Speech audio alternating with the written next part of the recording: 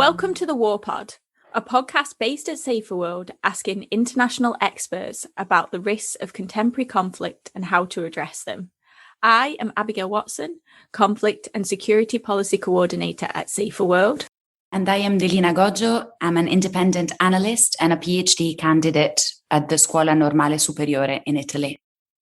Today, we will be speaking to Isbister and Elizabeth Kirkham from Saferworld, and the Rt Hon Tobias Ellwood, Chair of the House of Commons Defence Select Committee and member of the Committee on Arms Export Controls.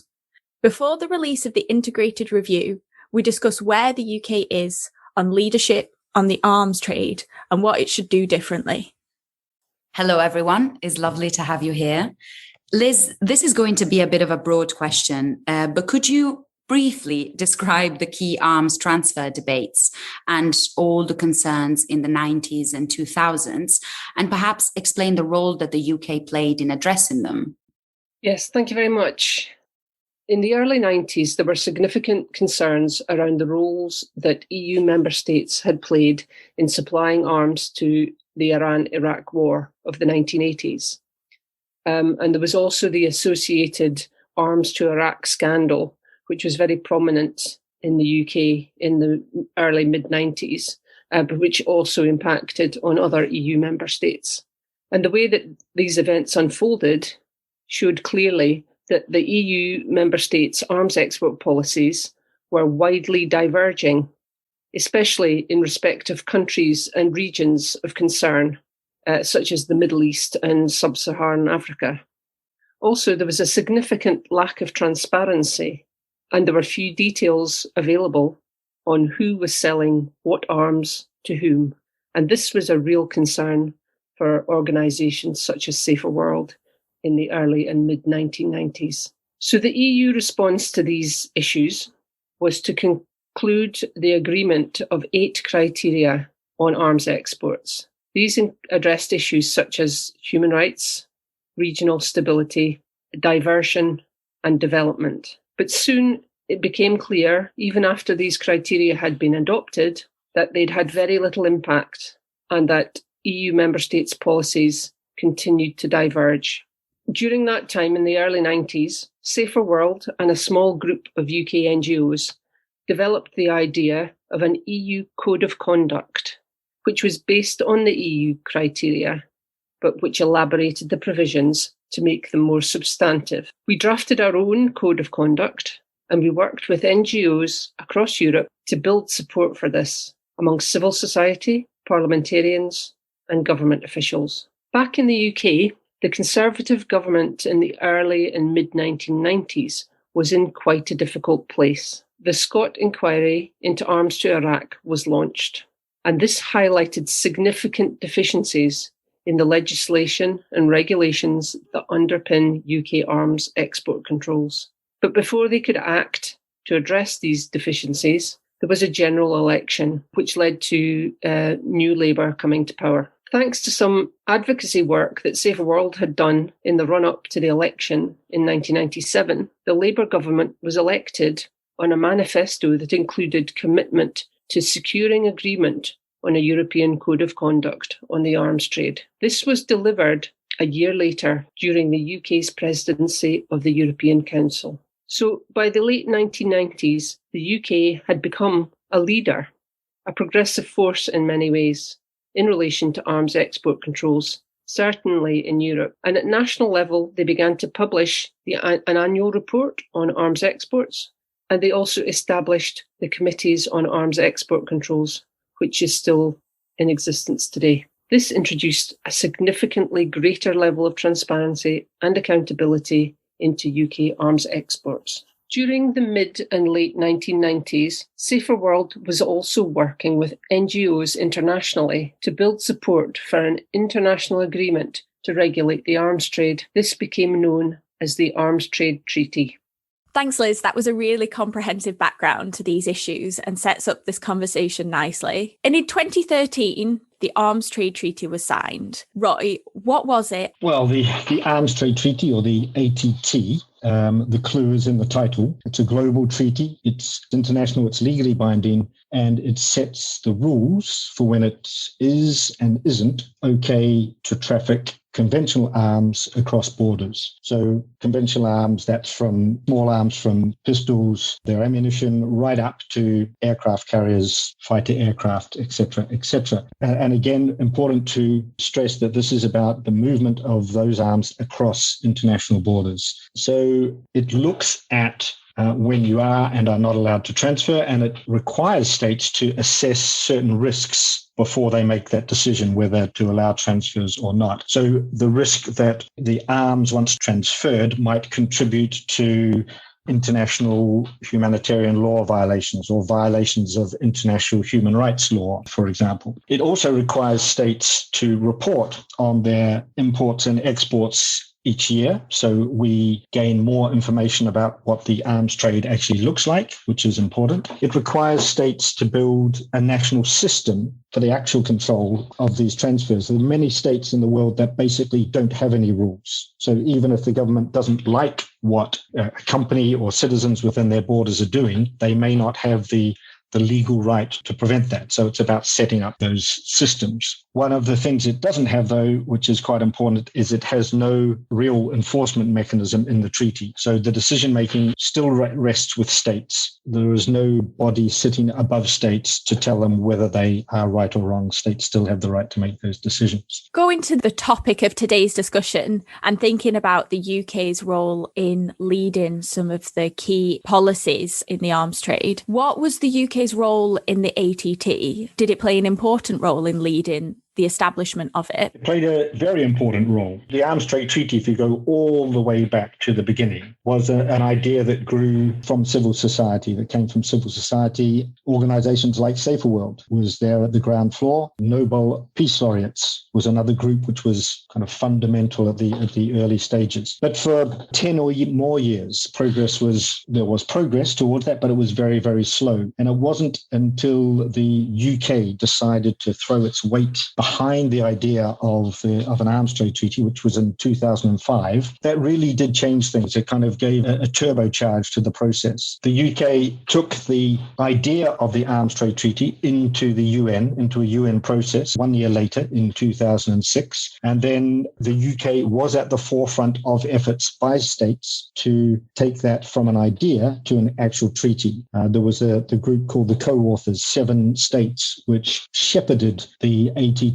through the UN process, and the UK was one of those 7 states. And then we forward to 2013 when the treaty was actually agreed, and the UK was again right at the centre of that process all the way through the process. And what was the implications of the ATT? What happened afterwards? The ATT has had a number of implications, I guess you would say. So it has this idea that states are responsible for any equipment that leaves or enters their territory. That has been underlined in international law, and that's been internationalized. And the idea of taking this risk-based approach to deciding whether to transfer arms or not, that has been universalized. So that's basically agreed as the appropriate way forward. That wasn't formally the case. And in theory, what the Arms Trade Treaty should lead to is fewer problematic or irresponsible arms transfers. It should also result in greater transparency because of the reporting requirements that are included, the obligations that are included in the treaty.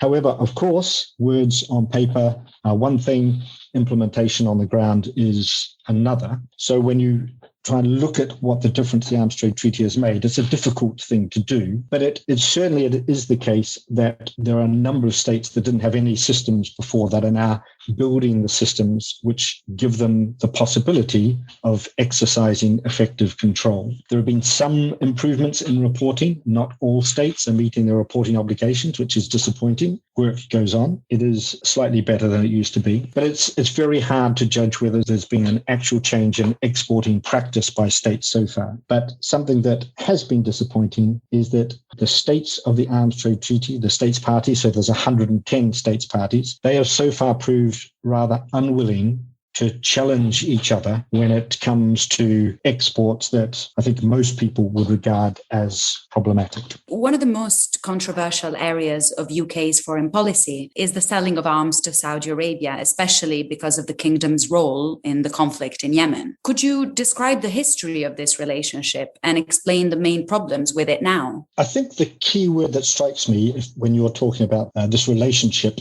is dependence. The UK has got itself into a situation where it is very dependent on Saudi Arabia as a huge customer of UK military equipment. And that goes back for decades now, 4 decades, I guess, to the 1980s and the Al Yamamah sale of Tornado aircraft and associated equipment to Saudi Arabia, which at the time was the biggest sale in history.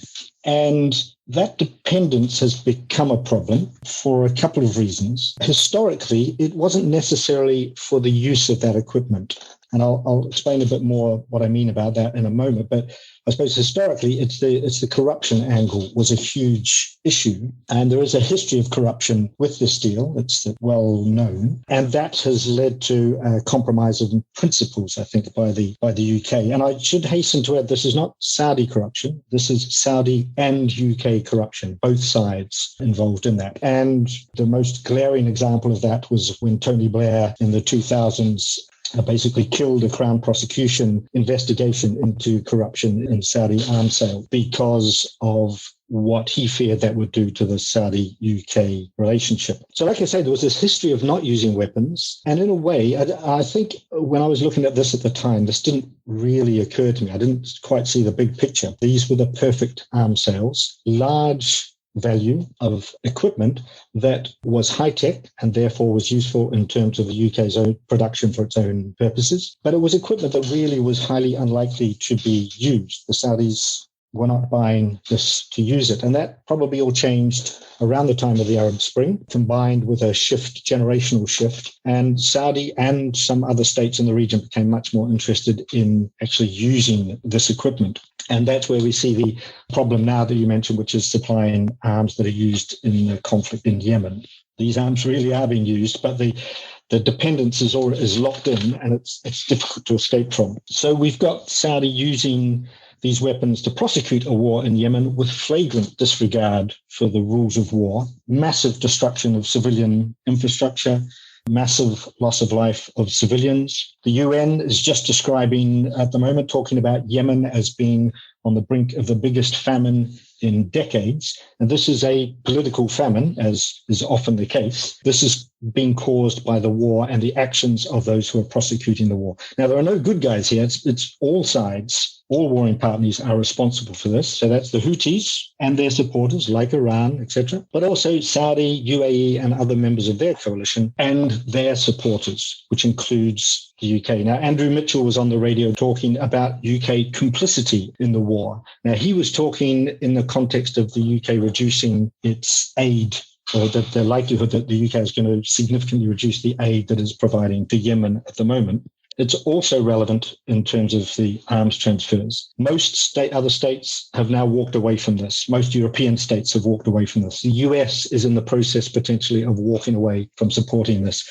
But the UK feels very stuck. I don't think the government wants to be here. I don't think anyone is comfortable with the situation that they find themselves in. But this kind of dependency relationship just keeps the UK locked in and it can't figure out how to get out. Liz, besides this, what do you think are the biggest challenges with regards to responsible regulation of arms sales over the next decades?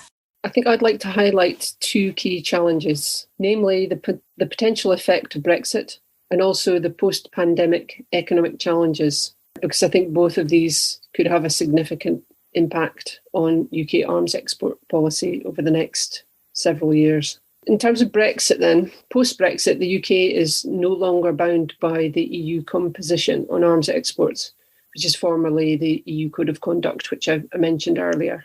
In addition, the UK has chosen not to continue participating in the EU denial notification mechanism. This means that the UK no longer notifies EU member states when they refuse an arms export licence application, and the EU member states no longer notify the UK of any denials that they have issued.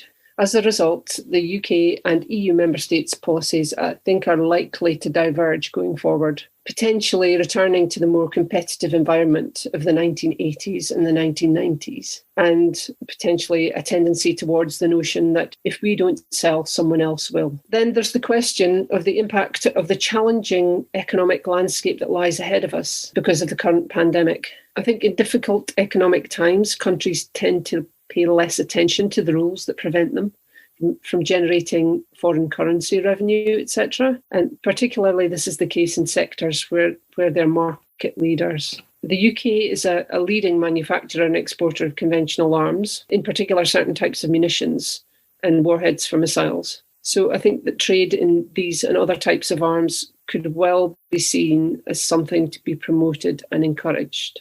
Indeed, as Roy was just mentioning, this seems likely when considering the experience of the past 6 years in relation to arms sales to Saudi Arabia for use in Yemen and the devastating consequences that have ensued. Successive administrations have failed to apply established rules in good faith, and I fear that there is little reason to expect this to change in the face of the serious economic challenges that inevitably lie ahead. Thank you, Liz, for outlining these two huge challenges so clearly. We have heard Tobias from both Roy and Liz on the UK legal obligation to stop arms export when there is a clear risk of violations. But there is, as we know, continued support to, say, the Saudi regime on foreign or security policy grounds. Now, you've been in government, you've been involved in the decision-making process, and now, as a member of the Parliamentary Committee on Arms Export Control and also as chair of the House of Commons Defence Committee, you have a key role in holding the government to account. So from this almost unique perspective, how do you think the government should be managing these sometimes competing agendas, these sometimes competing imperatives? Well, thank you for having me on. It's absolutely right to say there are competing agendas here, and it's important to place the Yemen conflict in context, because this does go back decades, in fact, in how unstable that region has been. We were at the forefront of trying to get a political resolution and support President Hadi. And it was the advent of the Houthis that took over Sana'a. So there was a legitimate cause to support the Saudi-led coalition at the start. What we've seen, though, is that this country that we've sold high-tech weapon systems to doesn't have the skill sets to operate a military campaign successfully in order to lead to encouraging people to come around the table and to get the political resolution that we've wanted to. You cannot bomb people from 20,000 feet and expect results. And I think that penny should have dropped sooner from the British perspective to say that the Saudi coalition's approach, well-intentioned though it might have been, is actually causing a huge amount of collateral damage and a lot of confusion, a lot of opportunity for the Houthis and indeed the Iranians to exploit how bad Saudi Arabia and the coalition was conducting this campaign. And I think we've seen that reflected by a change in attitude in the United States. They have now stopped exports that are connected with Yemen. And I believe it's quite right that we should follow suit, because this is not working. It's not leading to any results. It is, as has been touched on, leading to the biggest humanitarian disaster in the world. And I think Britain must show some leadership here. We currently are presidency of the G7. We hold the presidency, the rotating presidency of the UN Security Council as well. And we have a long history and connectivity with Yemen too. So I do hope that in the spirit of global Britain, we will rethink our approach to both Saudi Arabia and to Yemen and be more front-footed and bolder in taking the courage to revisit our commitment to Yemen in order to try and end this terrible civil war which is raised and get some form of political stability there. Making these difficult decisions around how to account for competing agendas or imperatives will be a key feature of what the integrated review is supposed to do. I'm interested to hear how you think it should account for global trends and potential risks of the global arms trade. Well, really interesting questions there. And yes, we await the integrated review in the UK. The purpose of these reviews, they sometimes can be quite technical and go down to what equipment we're going to give our armed forces. Actually, they're more fundamental than that. It's a grand statement of what Britain's intentions are, what our ambitions will be over the next decade on the international stage. It also confirms what threats are coming over the horizon And the answers to those two then gives you a clear direction as to how your defense posture should actually adapt. And there's a massive tilt, understandably, because of cyber and space threats too. But we mustn't forget our conventional capabilities as well. There's been lots of talk about Queen Elizabeth chuntering across the South China Sea, somehow as if that's going to change China's behavior. I think we need to look closer to home at some of the issues and challenges and the hotspots that are around the Middle East and Europe, which we're partly connected with. Yemen, for example, we just touched on that. Libya is another place where both a French president and a British prime minister, declared some form of victory, and now the country continues to fall apart. Afghanistan, Iraq as well, insurgencies and extremism is on the rise again. And then closer to home, we have a challenge with Russia as well, English Channel, and then the Arctic too. Lots of things for us to firstly confirm that these are indeed threats, and then design the necessary defense architecture to ensure that we not only protect British interests, but also our allies' interests. And finally, that we are able to have that umbrella of security to encourage prosperity. Linking that back to the question of arms then, and the way that the UK provisions itself, and there has been this traditional understanding that in order to do that in an efficient and effective way, part of that comes with the need to sell overseas. And the chasing of those overseas markets has led to some circumstances which I would argue have been very inappropriate sales. And again, I come back to the whole Yemen situation. How do you see that, almost a contradiction, if you like, in how to manage these competing imperatives, how to manage that going into the future? Again, it's a really good question. And it prompts the absence, perhaps, of a grand strategy for Yemen and indeed the Gulf, because they're intertwined. We've just seen the CIA report released on the Jamal Khashoggi killing, and it was actually sat with Donald Trump for a while, but he refused to release it. And it shows a different attitude that the Biden administration is taking towards what's going on in Saudi Arabia. And we should recognize that too, that we want to absolutely encourage Saudi Arabia to open up, to advance, but operate by the international rules and transparency that we are all supportive of. That does mean that if we are wanting to sell arms, that particularly through an ally, a close and important ally, then we have greater recognition and understanding as to how those weapon systems might be used. We decided in the war against the Houthis that overtook the capital Sana'a to not participate in it. We didn't participate in it. And yet it's exactly the British leadership, in hindsight, that might have allowed the pushing back and the reconciliation of the various warring factions, including terrorism. Al-Qaeda remains firmly based in Yemen. We become too hesitant, is an easy way of saying it, too risk averse. We're happy to sell these weapon systems to other people, and then we get caught out because they don't use them well. Our advice, where to use them, how to use them, and in conjunction with a wider political directive, I think could have allowed the civil war to be concluded far, far faster, with fewer casualties, collateral damage, and the humanitarian crisis as well. And I think where we move forward now is that absolutely we need to be more positive in working with Saudi Arabia.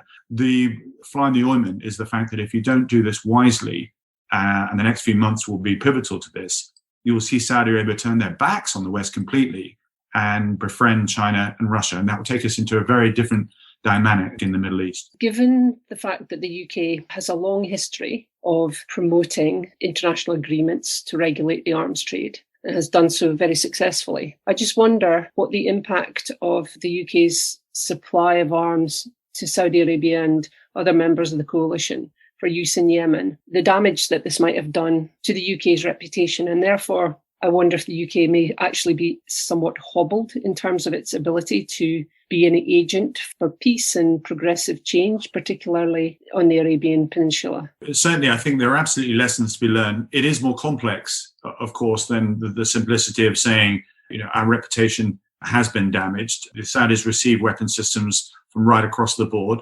I think in retrospect, we would have been far wiser to have been more involved in the decision-making. We deliberately kept out of the operations room, so we were not involved or could not have our fingers, if you like, associated with any of the decisions that were made. And yet, I stress, and Adel Al-Jaber, the former foreign minister has made clear that they are a new air force without experience in enduring warfare. They did think initially that they would be able to sweep through and push the Houthis back into the north, and we would settle back into some form of arrangement, a political dialogue.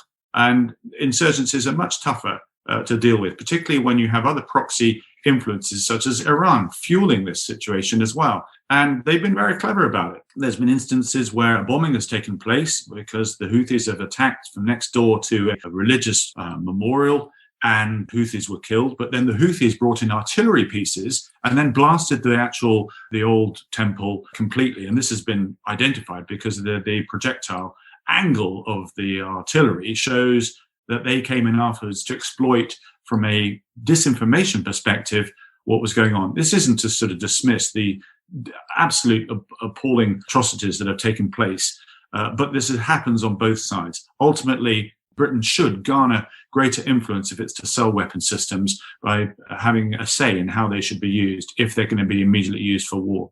Thank you so much, Tobias and Liz and Roy, for what has been a really wide-ranging and fascinating discussion. Thank you for listening. We hope you enjoyed the discussion as much as we did.